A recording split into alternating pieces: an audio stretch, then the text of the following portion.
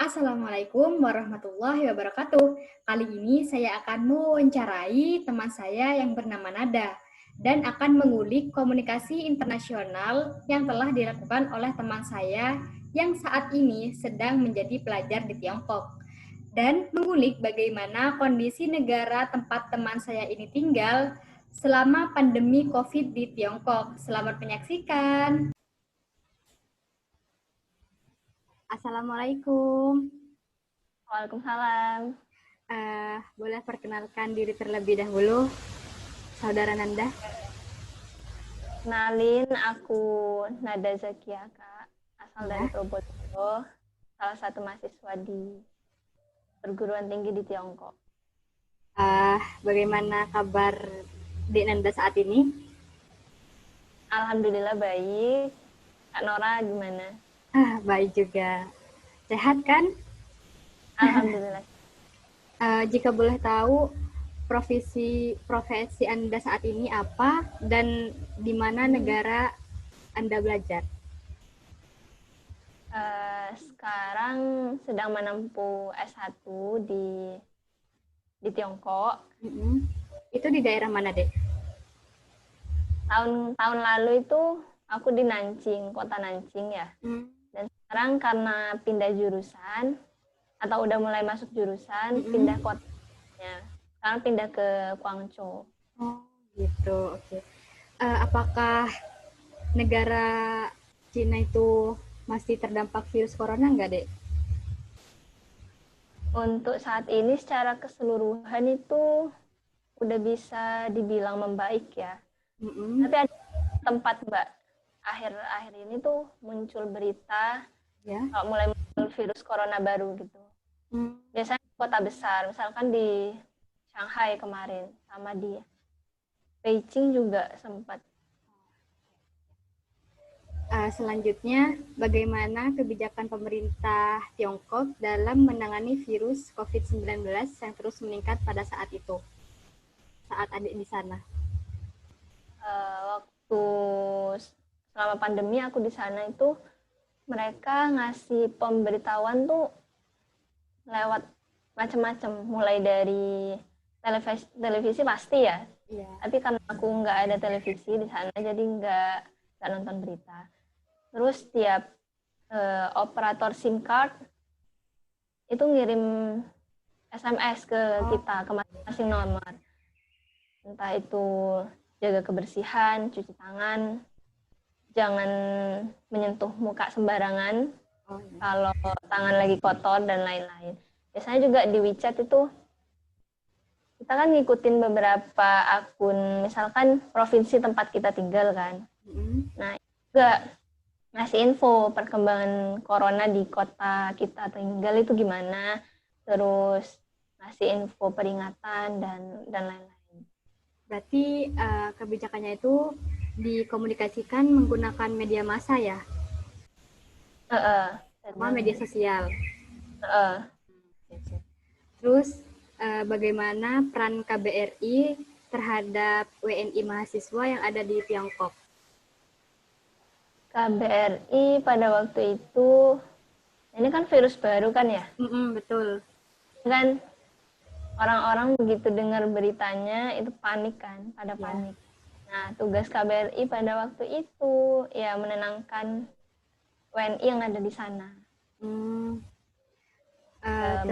Kita tetap tenang, terus jaga kebersihan, ikuti protokol. Siap-siap.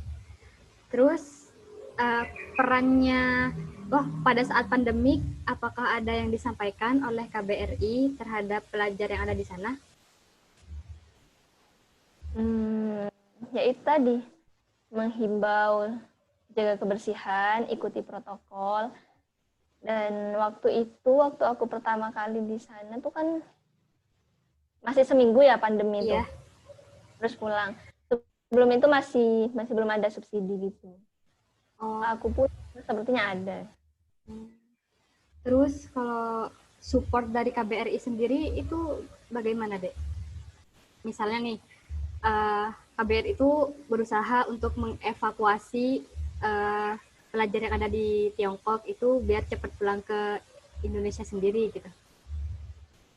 Oh, kalau masalah evakuasi itu hanya berlaku di pusat penyebaran Oh, provinsi itu, Provinsi Hubei. Nah, berarti untuk kotaku kan ya. jauh tuh.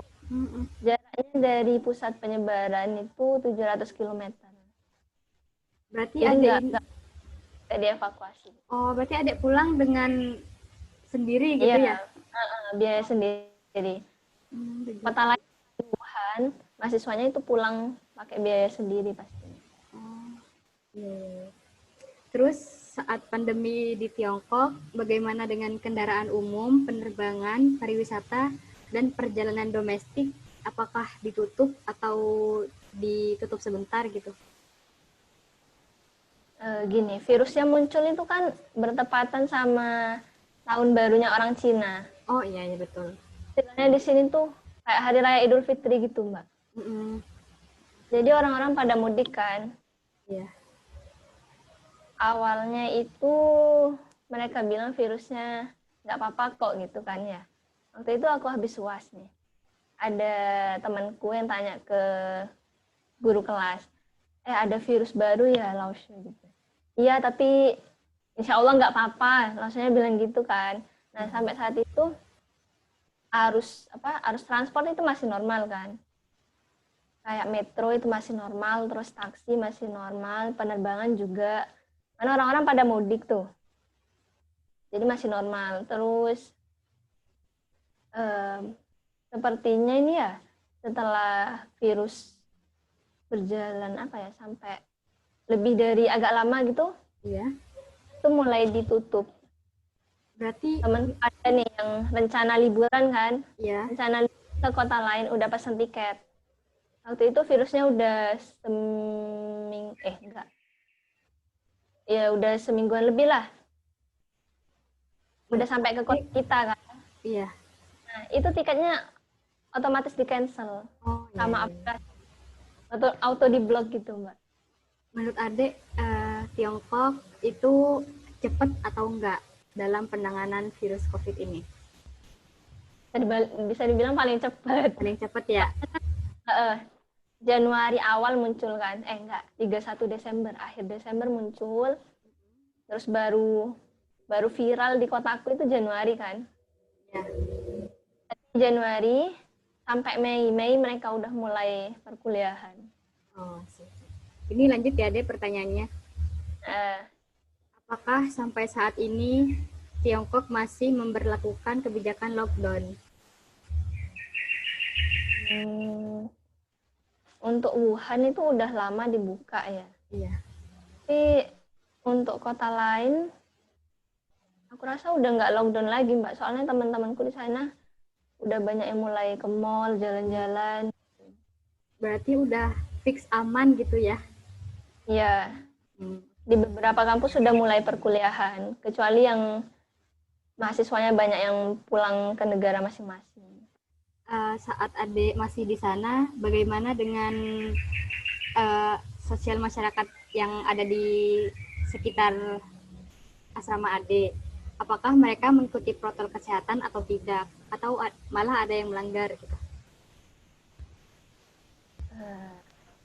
Kalau dibandingin sama Indo, Ya, gimana? Itu jauh. Maksudnya disiplinnya tuh jauh dibanding kita.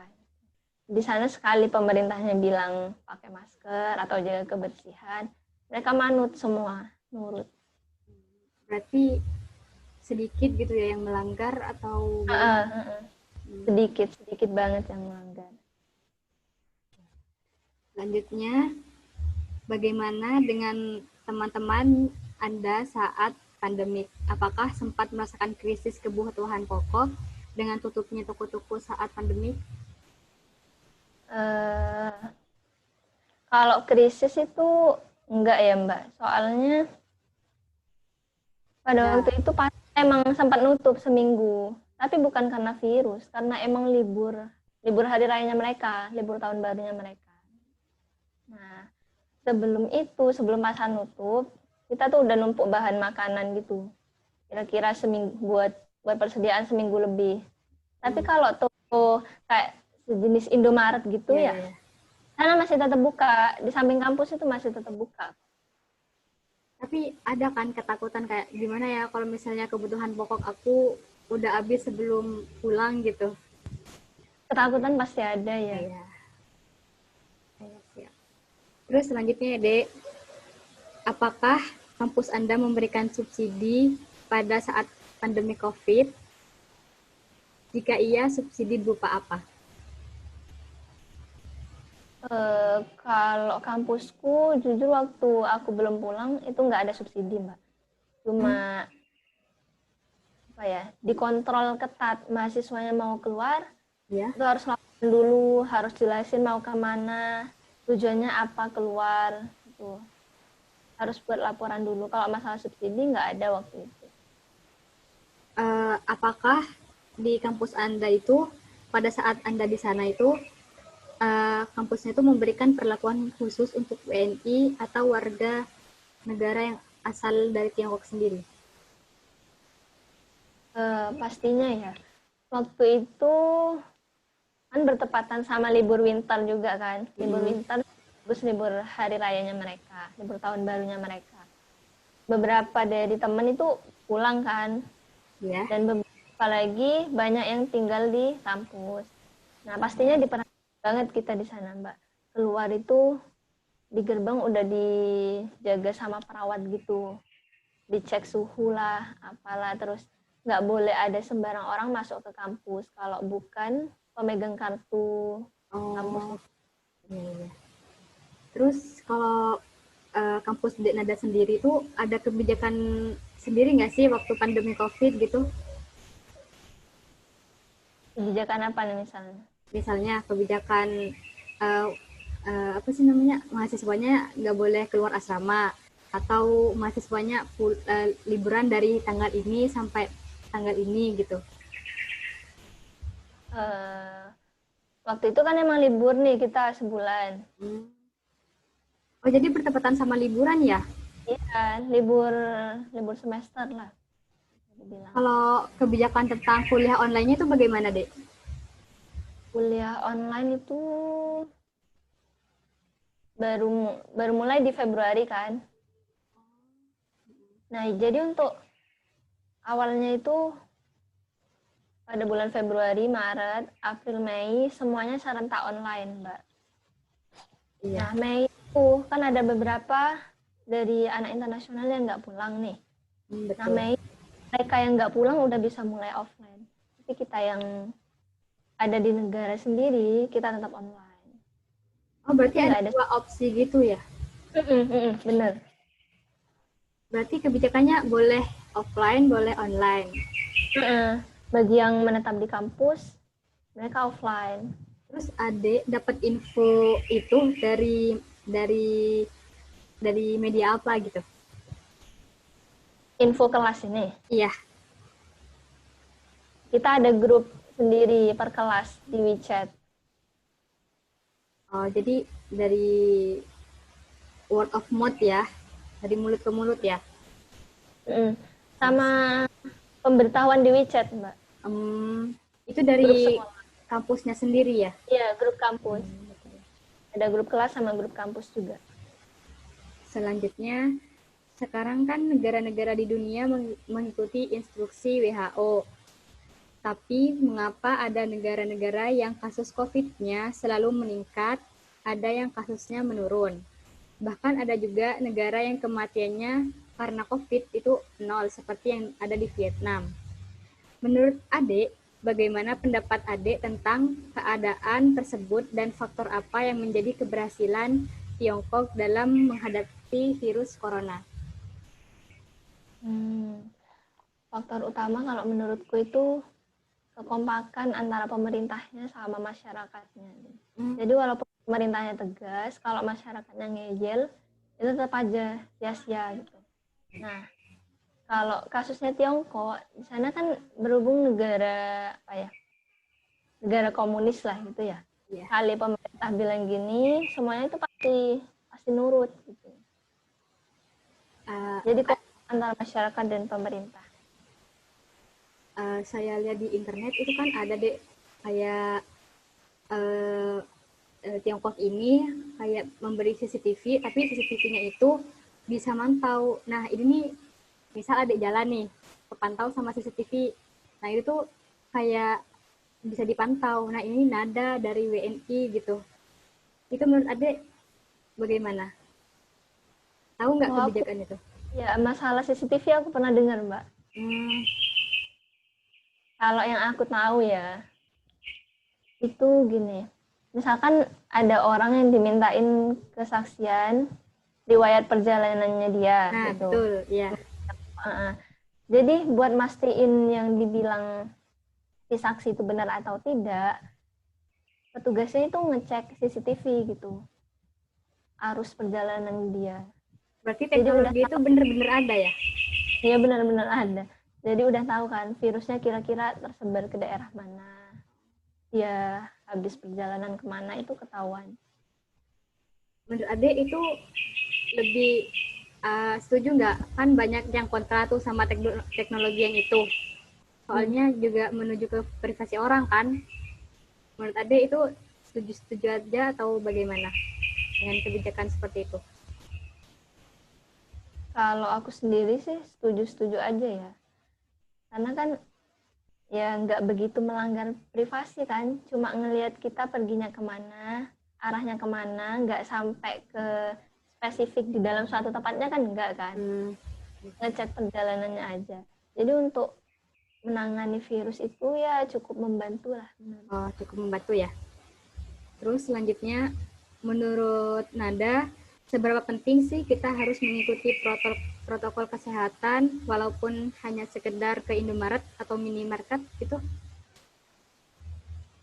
Menurutku penting banget. Kalau bukan dari kita yang jaga kesehatan kita sendiri, siapa lagi? Kita bertanggung jawab sama diri kita sendiri. Menurut adik, adik ke Indomaret pakai masker dan juga setelah datang pakai cuci tangan ya pastinya. Ya, cuci tangan atau sanitizer. Walaupun Indomaretnya 5 menit sampai jalan kaki. Ya, masker. Terus selanjutnya, apakah Anda termasuk orang yang mengikuti protokol kesehatan atau malah melanggarnya? Berikan contohnya deh, bagaimana gitu.